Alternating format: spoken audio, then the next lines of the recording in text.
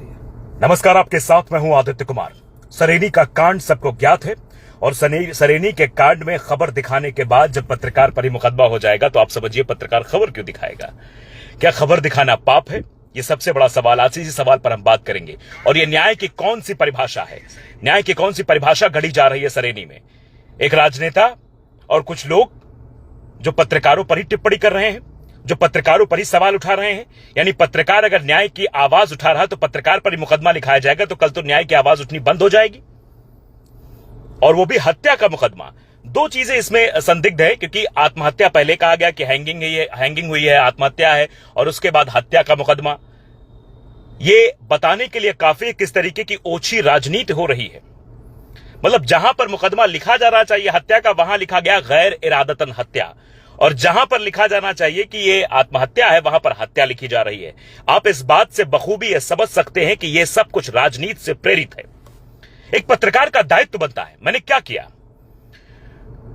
एक अतुल तिवारी जिसकी मौत हो जाती है, उसकी बहन का वीडियो सोशल मीडिया पर वायरल हो जाता है।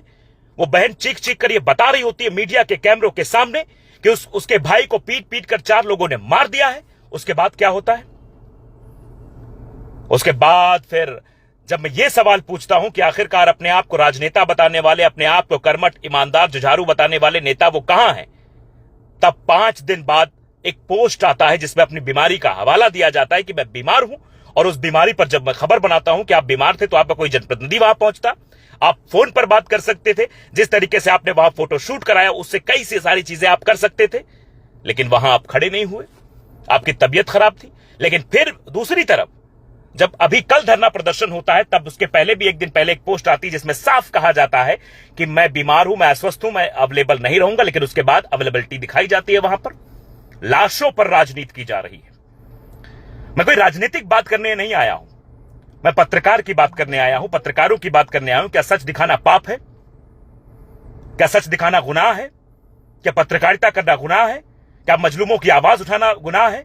क्या उस बाप की आवाज उठाना गुनाह है जो बाप हार्ट अटैक का मरीज था, उसके सामने उसके बेटे को पहले धमकी दी जाती है, उसके बाद उसके बेटे को मौत के घाट उतार दिया जाता है? क्या उस मां की आवाज को उठाना गलत है जिसके हाथों में चोट के निशान दिखाई देते हैं? क्या उस बहन की पीड़ा को दिखाना गलत है कि वो बहन जो बता रही थी चीख चीख के 4 लोगों ने उसके बेटे की हत्या कर, उसके भाई की हत्या कर दी है? आप समझिए किस तरीके की चीजें हो रही हैं। आरोपियों के पक्ष में खड़े हो जाना, आरोपियों के पक्ष में बातें कर देना, यह अपने आप में दर्शाता है कि फिर तो ऐसे आरोपियों को, और जो आरोप मतलब जो इस तरह कांड करना भी नहीं चाहता होगा, उसको भी हौसला अफजाई मिलेगी। उसके अंदर भी एक जुनून होगा कि हां, अगर हमारे साथ कुछ होगा तो कुछ लोग हैं जो